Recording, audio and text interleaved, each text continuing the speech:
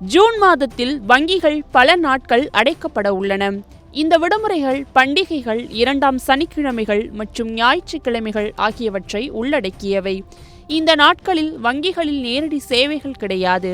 எனவே வாடிக்கையாளர்கள் நீங்கள் உங்களது வங்கி பணிகளை முன்கூட்டியே திட்டமிட்டு முடிக்க வேண்டிய அவசியம் ஏற்பட்டுள்ளது.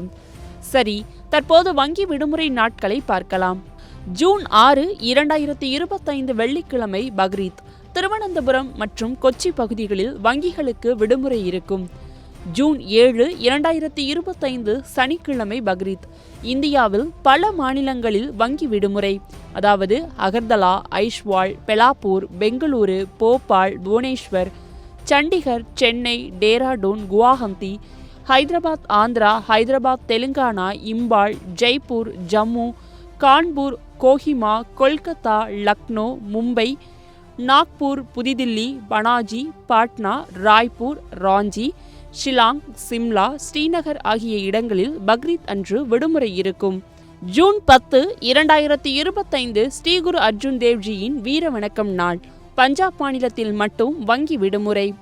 ஜூன் 11, 2025 சந்த் கபீர் ஜெயந்தி. காங்டோங் மற்றும் ஷிம்லா பகுதிகளில் வங்கிகள் விடுமுறை. ஜூன் 27, 2025 புவனேஸ்வர் மற்றும் இம்பாலில் ரத யாத்திரை அன்று வங்கிகளுக்கு விடுமுறை இருக்கும்.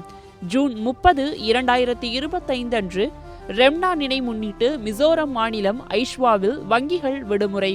இது தவிர ஜூன் 14 மற்றும் 28 ஆகிய தேதிகளில் 2வது மற்றும் 4வது சனிக்கிழமை விடுமுறை நாட்கள் இருக்கும். அது மட்டுமன்றி 5 ஞாயிற்றுக்கிழமைகள் இருப்பதனால் 5 ஞாயிற்றுக்கிழமைகளில் வங்கிகள் அடைக்கப்பட்டிருக்கும். எனவே மொத்தம் 13 நாட்கள் வங்கிகள் செயல்படாது. சரி, இப்படி வங்கி அடைக்கப்பட்டால் எப்படி வங்கி பணிகளை முடிப்பதென்று கேட்கிறீர்களா? அதாவது வங்கிகள் அடைக்கப்பட்ட நாட்களிலும் வாடிக்கையாளர்கள் ஆன்லைன் சேவைகள் மூலம் தங்களது பணிகளை முடிக்கலாம். இதில் UPI, mobile banking, internet banking போன்ற சேவைகள் அடங்கும். எனவே வாடிக்கையாளர்கள் தங்களது பணிகளை முன்கூட்டியே திட்டமிட்டு தேவையான பணிகளை வங்கிகள் திறந்திருக்கும் நாட்களில் முடிக்க வேண்டும் என்று பரிந்துரைக்கப்படுகின்றது.